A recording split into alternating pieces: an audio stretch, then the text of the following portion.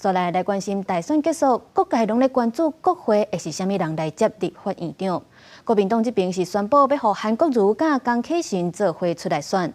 江启臣是强调，若是民众党愿意推出副院长的人选，甲韩国瑜来配，伊会当家己提出。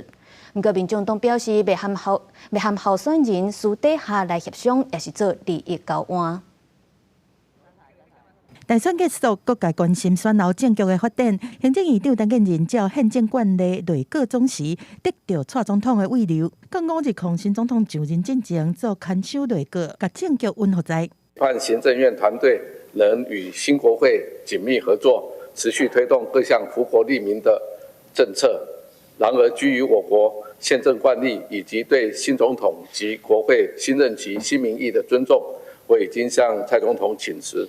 除了内阁看守新国会运作嘛是焦点，因为民众党淡出国会改革式的承诺来当作合作的条件。面对新国会龙头之争，哪样上侪人讲到的人选，不分区立委当选人韩国瑜是透过面册宣布讲，含立委江启臣做一组竞争政府院长，讲要做立法院应该有的监督制衡的角色，莫阁做过去的立法局。如果民众党的朋友们也愿意推出这个副手的人选来跟韩市长搭配的话，只要大家有共识，那我想我这边是可以这个退出没有关系。